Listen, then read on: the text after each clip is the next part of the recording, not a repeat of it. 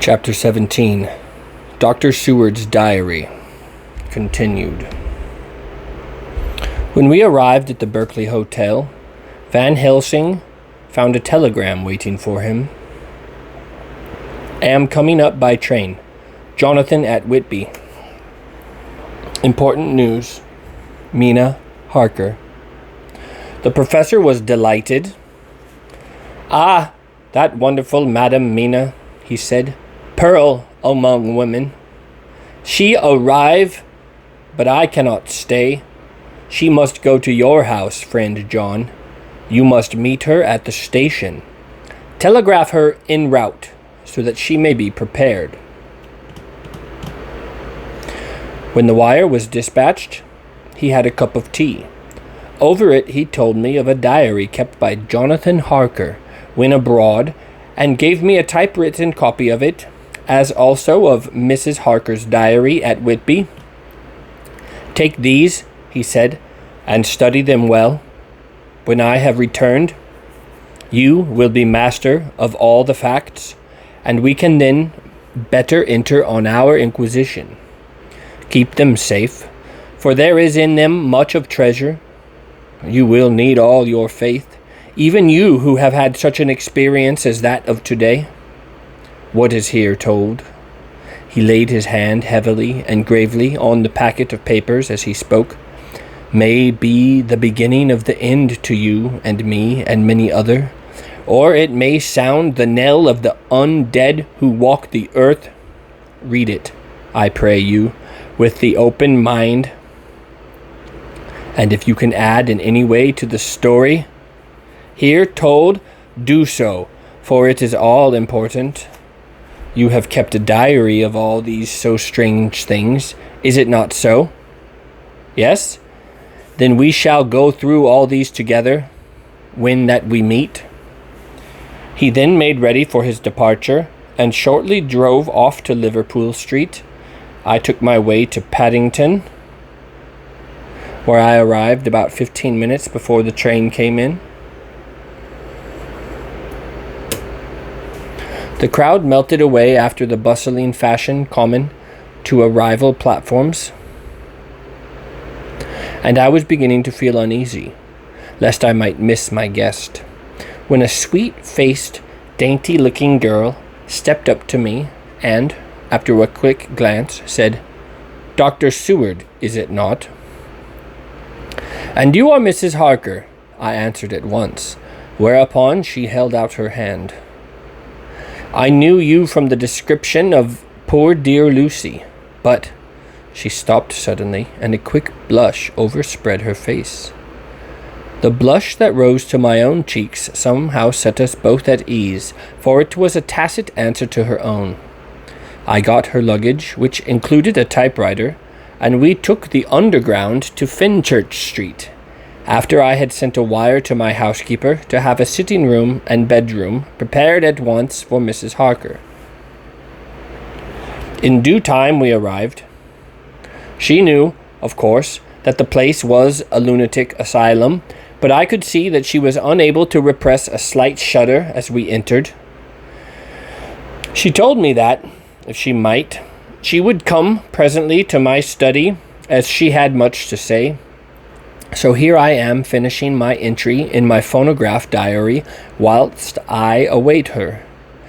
As yet, I have not had the chance of looking at the papers which Van Helsing left with me, though they lie open before me.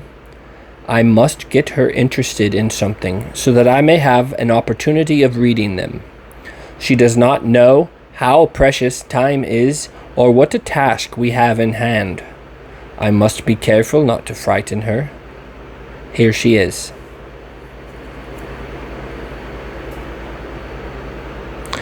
Mina Harker's Journal, 29 September.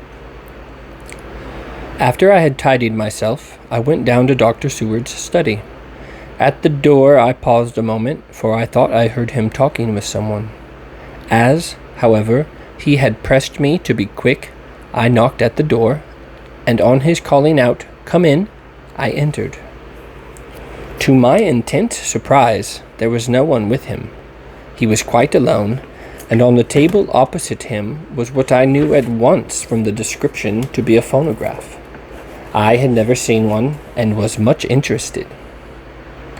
"I hope I did not keep you waiting," I said, "but I stayed at the door as I heard you talking, and thought there was someone with you." "Oh," he replied, with a smile, "I was only entering my diary."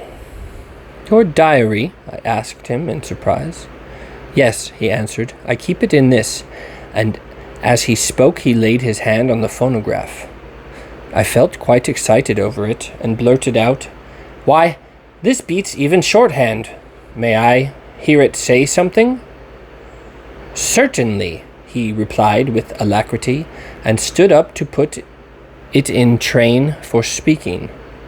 Then he paused, and a troubled look overspread his face. "The fact is," he began awkwardly, "I only keep my diary in it, and as it is almost entirely, about my cases, it may be awkward. That is, I mean—" He stopped, and I tried to help him out of his embarrassment. "You helped to attend dear Lucy at the end. Let me hear how she died. For all that I can know of her, I shall be very grateful. She was very, very dear to me." To my surprise, he answered, with a horror-struck look in his face, "Tell you of her death? Not for the wide world." "Why not?" I asked. For some grave, terrible feeling was coming over me. Again he paused, and I could see he was trying to invent an excuse. At length he stammered out, "You see, I do not know how to pick out any particular part of the diary." Even while he was speaking, an idea dawned on him, and he said with unconscious simplicity, in a different voice, and with the naivety of a child, "That is quite true, upon my honor, honest Indian." I could not help but smile, at which he grimaced. "I gave myself away that time," he said. "But do you know that, although I have kept the diary for months past, it never once struck me how I was going to find any particular part of it in case I wanted to look it up? By this time my mind was made up that the diary of a doctor who attended Lucy might have something to add to the sum of our knowledge of that terrible being." And I said boldly, "Then, Dr. Seward, you had better let me copy it out for you on my typewriter." He grew to a positively deathly pallor as he said, No, for all the world, I wouldn't let you know that terrible story." Then it was terrible. My intuition was right. For a moment I thought, as my eyes ranged the room, unconsciously looking for something or some opportunity to aid me, they lit on the great batch of typewriting on the table. His eyes caught the look in mine, and, without his thinking, followed their direction. As they saw the parcel, he realized my meaning. "You do not know me," I said. "When you have read those papers, my own diary and my husband's also, which I have typed, you will know me better. I have not faltered in giving every thought of my own heart in this cause, but, of course, you do not know me yet, and I must not expect you to trust me so far." He is certainly a man of a noble nature. Poor dear Lucy was right about him. He stood up and opened a large drawer, in which were arranged in order a number of hollow cylinders of metal covered with dark wax, and said, "You are quite right. I did not trust you because I did not know you, but I know you now, and let me say that I should have known you long ago. I know that Lucy told you of me. She told me of you, too. May I make the only atonement in my power? Take the cylinders and hear them. The first half-dozen of them are personal to me, and they will not horrify you. Then you will know me better. Dinner will be ready by then. In the meantime, I shall read over some of these documents and shall be better able to understand certain things." He carried the phonograph himself up to my sitting room and adjusted it for me. "Now I shall learn something pleasant, I am sure, for it will tell me the other side of a true love episode, which I know one side already."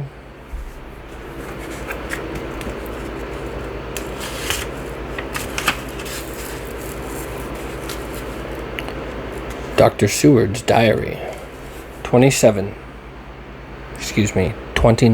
September. I was so absorbed in that wonderful diary of Jonathan Harker and that other of his wife that I let the time run on without thinking. Mrs. Harker was not down when the maid came to announce dinner, so I said, "She is impossibly tired. Let dinner wait an hour," and I went on with my work. I had just finished Mrs. Harker's diary when she came in.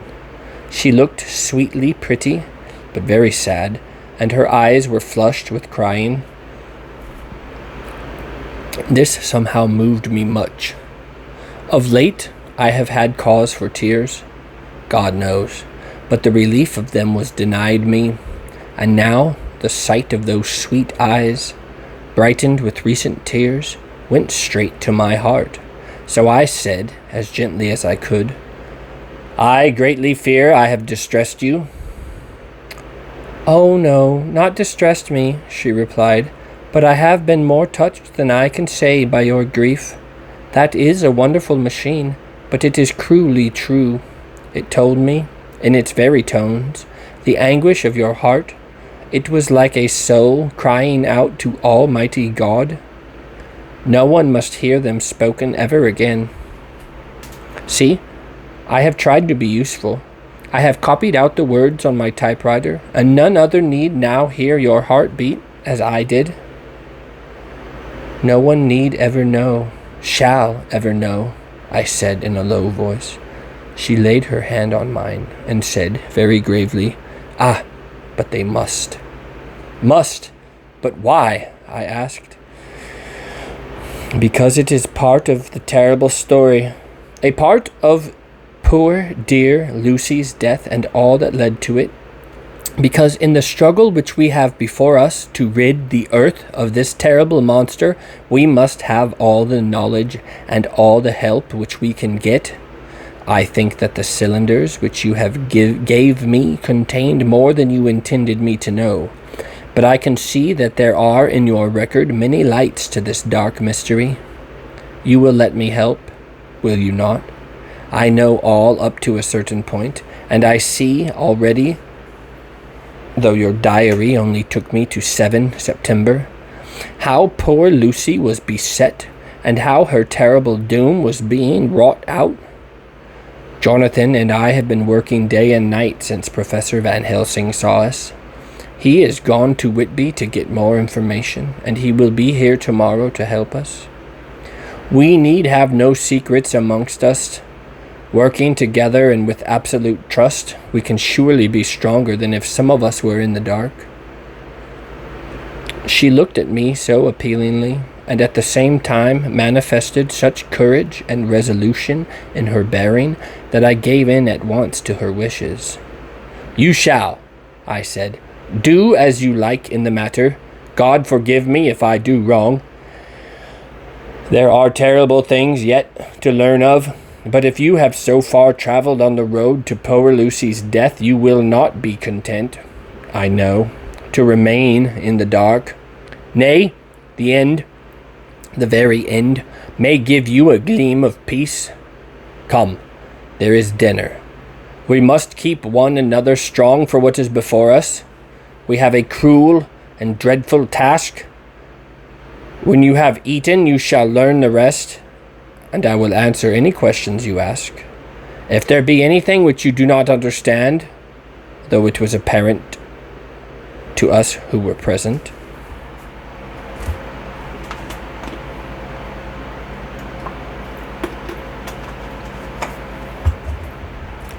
Mina Harker's journal, 29 September. After dinner, I came with Dr. Seward to his study. He brought back the phonograph from my room, and I took my typewriter. He placed me in a comfortable chair and arranged the phonograph so that I could touch it without getting up, and showed me how to stop it in case I should want to pause. Then he very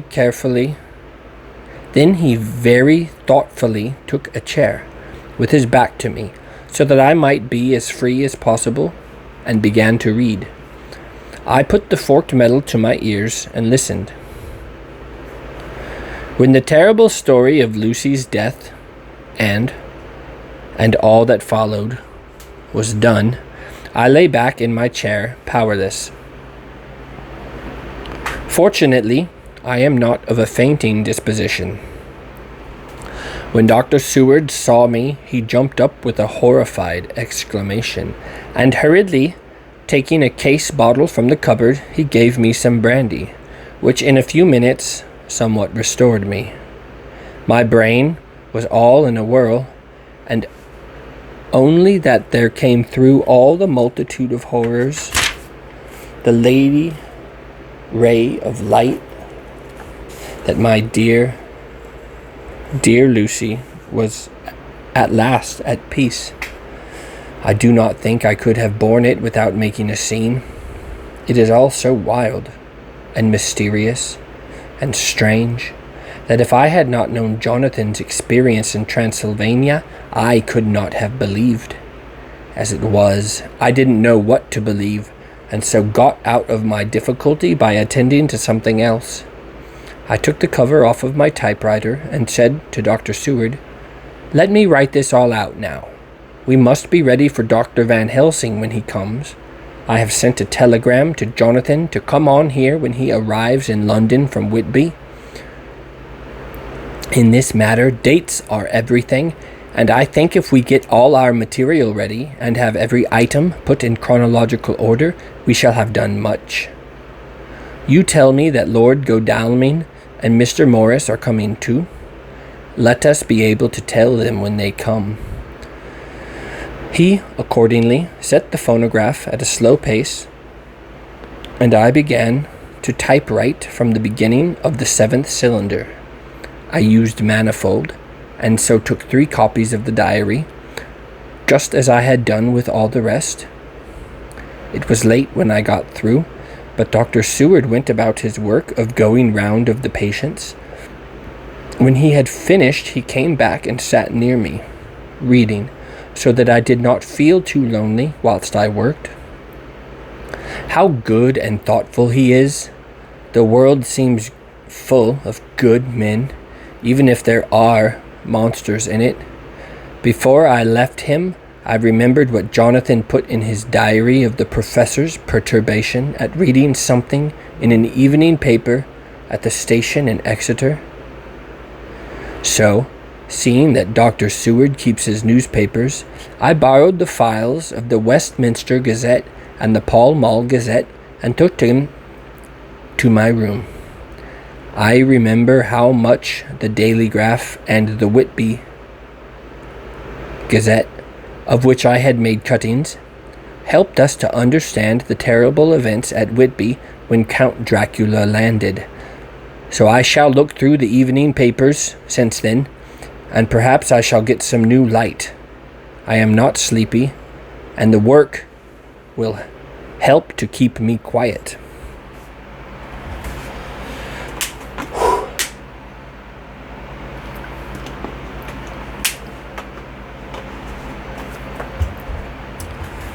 Dr. Seward's Diary, 30 September. Mr. Harker arrived at 9 o'clock. He had got his wife's wire before starting. He is uncommonly clever, if one can judge from his face, and full of energy, if his journal be true, and judging by one's own wonderful experiences, it must be. He is also a man of great nerve. That going down to the vault a second time was a remarkable piece of daring. After reading his account of it, I was prepared to meet a good specimen of manhood, but hardly the quiet, business-like gentleman who came here today.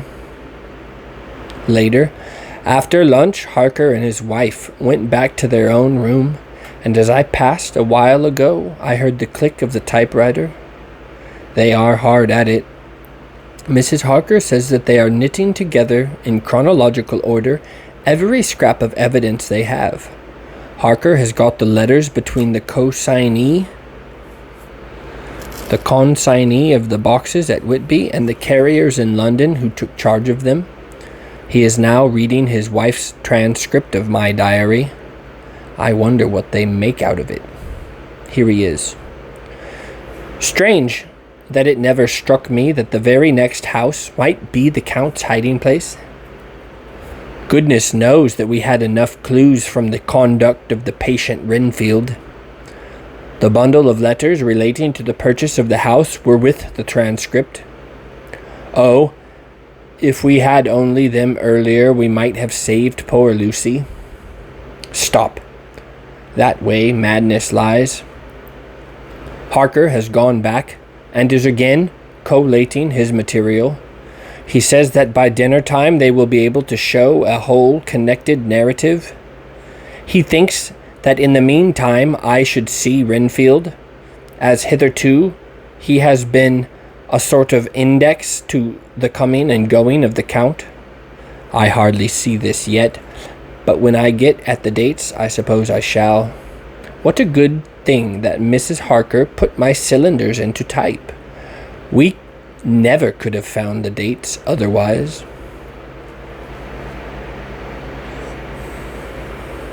I found Renfield sitting placidly in his room with his hands folded, smiling benignly. At the moment he seemed as sane as anyone I ever saw. I sat down and talked with him on a lot of subjects, all of which he treated naturally. He then, of his own accord, spoke of going home, a subject he has never mentioned, to my knowledge, during his sojourn here. In fact, he spoke quite confidently of getting his discharge at once. I believe that, had I not had the chat with Harker and read the letters and dates of his outbursts, I should have been prepared to sign for him after a brief time of observation. As it is, I am darkly suspicious. All those outbreaks were in some way linked with the proximity of the Count. What then does this absolute content mean? Can it be that his instinct is satisfied as to the vampire's ultimate triumph? Stay. He is himself zoophagus, and in his wild ravings outside of the chapel door of the deserted house he always spoke of master. This all seems confirmation of our idea. However, after a while I came away. My friend is just a little too sane at present to make it safe to probe him too deep with questions. He might begin to think. And then, so I came away. I mistrust these quiet moods of his, so I have given the attendant a hint to look closely after him and to have a straight waistcoat ready in case of need.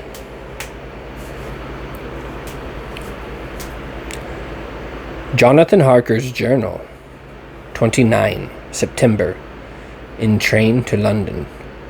When I received Mr. Billington's courteous message that he would give me any information in his power, I thought it best to go down to Whitby and make, on the spot, such inquiries as I wanted. It was now my object to trace that horrid cargo of the Count's to its place in London. Later, we may be able to deal with it. Billington, Jr., a nice lad, met me at the station and brought me to his father's house, where they had decided that I must stay the night. They are hospitable, with true Yorkshire hospitality. Give a guest everything, and leave him free to do as he likes. They all know that I was busy, and that my stay was short, and Mr. Billington had ready in his office all the papers concerning the consignment of the boxes. It gave me almost a turn to see again one of the letters which I had seen on the Count's table before I knew of his diabolical plans.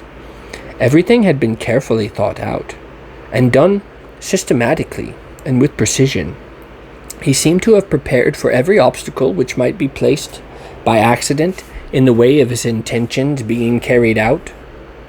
To use an Americanism, he had taken no chances, and the absolute accuracy with which his instructions were filled was simply the logical result of his care. I saw the invoice and took note of it. 50 cases of common earth, to be used for experimental purposes. Also the copy of the letter to Carter Patterson and their reply. Of both of these I got copies. This was all the information Mr. Billington could give me, so I went down to the port and saw the coast guards, the customs officers, and the harbour master. They had all something to say of the strange entry of the ship, which is already taking its place in local tradition, but no one could add to the simple description 50 cases of common earth. I then saw the station master, who kindly put me in communication with the men who had actually received the boxes.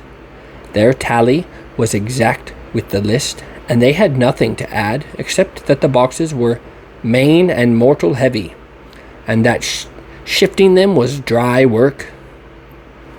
One of them added that it was hard lines, that there wasn't any gentleman such like as yourself, squire, to show some sort of appreciation of their efforts in a liquid form. Another put in a rider that the thirst then generated was such that even the time which had elapsed had not completely allayed it. Needless to add, I took care before leaving to lift forever and adequately this source of reproach. 30 September. The station master was good enough to give me a line to his old companion, the station master at King's Cross, so that when I arrived there in the morning I was able to ask him about the arrival of the boxes. He, too, put me at once in communication with the proper officials, and I saw that their tally was correct with the original invoice. The opportunities of acquiring an abnormal thirst had been here limited. A noble use of them had, however, been made, and again I was compelled to deal with the result in an ex post facto manner. From thence I went on to Carter Patterson's central office, where I met with the utmost courtesy. They looked up the transaction in their day book and letter book, and at once telephoned to their King's Cross office for more details. By good fortune, the men who did the teaming were waiting for work, and the official at once sent them over, sending also, by one of them, the way bill and all the papers connected with the delivery of the boxes at Carfax. Here again I found the tally agreeing exactly. The carrier's men were able to supplement the paucity of the written words with a few details. These were, I shortly found, connected and almost solely with the dusty nature of the job, and of the consequent thirst engendered in the operators. On my affording as an opportunity, through the medium of the currency of the realm, of the allaying, at a later period, this beneficent evil, one of the men remarked, "That ere house, governor, is the rummiest I ever was in, bloime. But it ain't been touched since 100 years. There was dust that thick in the place that you might have slept on it without hurting of your bones, and the place that was neglected that you might have smelled old Jerusalem in it. But the old chapel that took the sight that did, me and my mate, we thought we wouldn't never get out quick, lor. I wouldn't take less nor a quid a moment to stay there arter dark." Having been in the house, I could well believe him.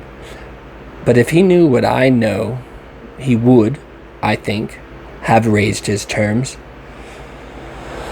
Of one thing I am now satisfied, that all the boxes which arrived at Whitby from Varna in the Demeter were safely deposited in the old chapel of Carfax.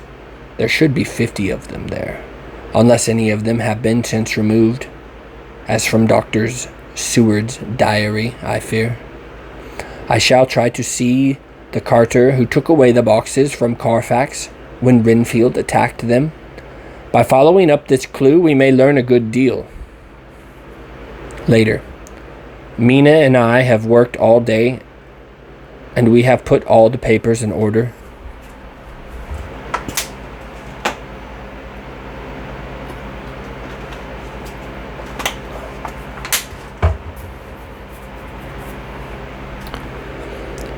Mina Harker's Journal, 30 September. I am so glad that I hardly know how to contain myself.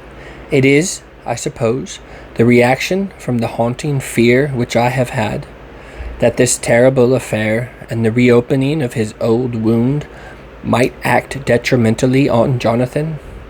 I saw him leave for Whitby with as brave a face as I could, but I was sick with apprehension.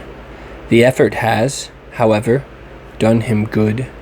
He was never so resolute, never so strong, never so full of volcanic energy as at present. It is just as that dear, good Professor Van Helsing said, he is true grit, and he improves under strain that would kill a weaker nature. He came back full of life and hope and determination. We have got everything in order for tonight.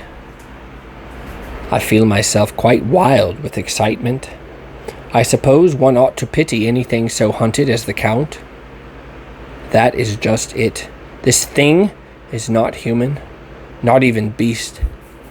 To read Dr. Seward's account of poor Lucy's death and what followed is enough to dry up the springs of pity in one's heart. Later, Lord Godalming and Mr. Morris arrived earlier than we expected. Dr. Seward was out on business and had taken Jonathan with him, so I had to see them. It was to me a painful meeting, for it brought back all poor dear Lucy's hopes of only a few months ago. Of course they had heard Lucy speak of me, and it seemed that Dr. Van Helsing, too, had been quite blowing my trumpet, as Mr. Morris expressed it. Poor fellows, neither of them is aware that I know all about the proposals they made to Lucy. They did not quite know what to say or do, as they were ignorant of the amount of my knowledge, so they had to keep on neutral subjects. However, I thought the matter over, and came to the conclusion that the best thing I could do would be to post them in affairs right up to date. I knew from Dr. Seward's diary that they had been at Lucy's death, her real death, and that I need not fear to betray any secret before the time. So I told them, as well as I could, that I had read all the papers and diaries, and that my husband and I, having typewritten them, had just finished putting them in order.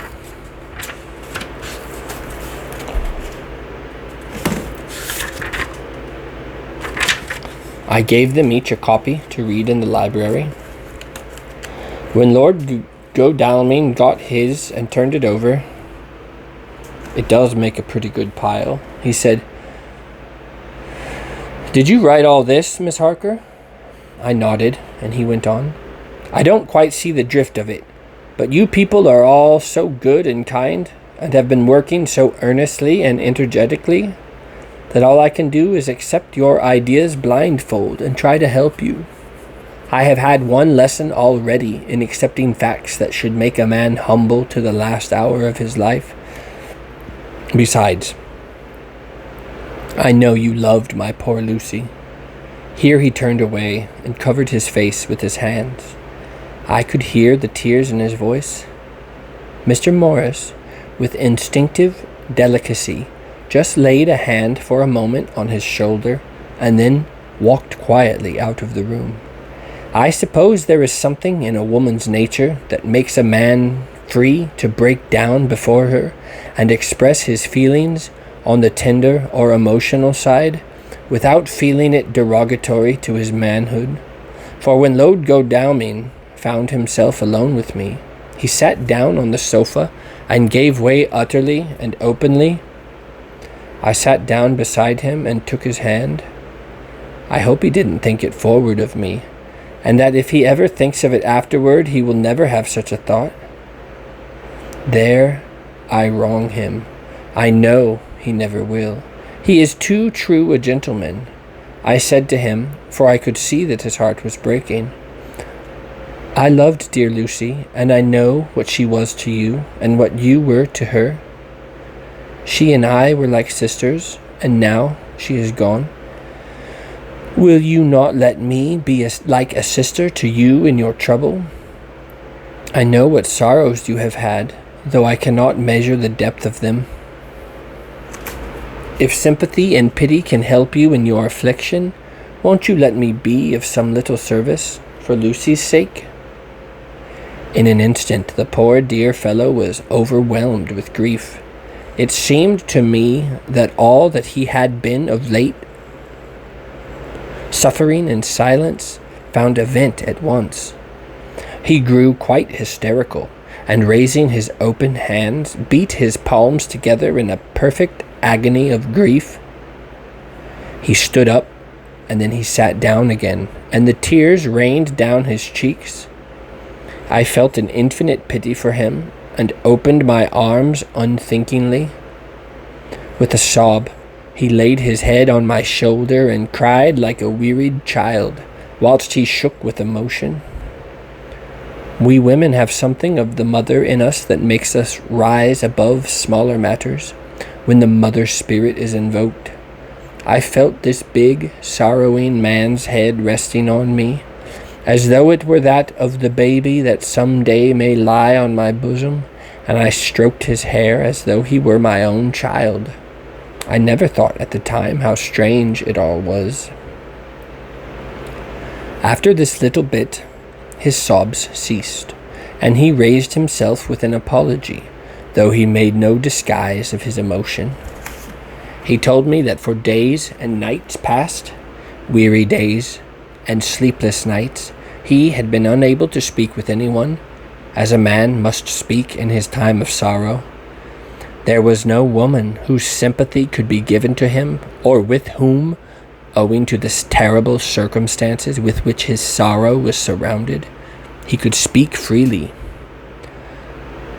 I know not how I suffered, he said as he dried his eyes, but I do not know even yet, and none other can ever know, how much your sweet sympathy has been to me today. I shall know better in time, and believe me that, though I am not ungrateful now, my gratitude will grow with my understanding. You will let me be like a brother, will you not, for all our lives, for dear Lucy's sake? For dear Lucy's sake, I said as we clasped hands. Aye, and for your own sake, he added. For if a man's esteem and gratitude are ever worth the winning, you have won mine today. If ever the future should bring to you a time when you need a man's help, believe me, you will not call in vain. God grant that no such time may ever come to you to break the sunshine of your life, but if it should ever come, promise me that you will let me know. He was so earnest, and his sorrow was so fresh, that I felt it would comfort him, so I said, I promise. As I came along the corridor, I saw Mr. Morris looking out of a window. He turned as he heard my footsteps. How is Art? He said. Then, noticing my red eyes, he went on, Ah, I see you have been comforting him. Poor fellow. He needs it. No one but a woman can help a man when he is in trouble of the heart, and he had no one to comfort him. He bore his own trouble so bravely that my heart bled for him. I saw the manuscript in his hand, and I knew that when he read it he would realize how much I knew. So I said to him, I wish I could comfort all who suffer from the heart. Will you let me be your friend, and will you come to me for comfort if you need it? You will know, later on, why I speak. He saw that I was in earnest, and stooping, took my hand, and raising it to his lips, kissed it. It seemed but poor comfort to so brave and unselfish a soul, and impulsively I bent over and kissed him. The tears rose in his eyes, and there was a momentary choking in his throat. He said, quite calmly, Little girl, you will never regret that true-hearted kindness so long as ever you live. Then he went into the study to his friend. Little girl, the very words he had used to Lucy. And oh, but he proved himself a friend.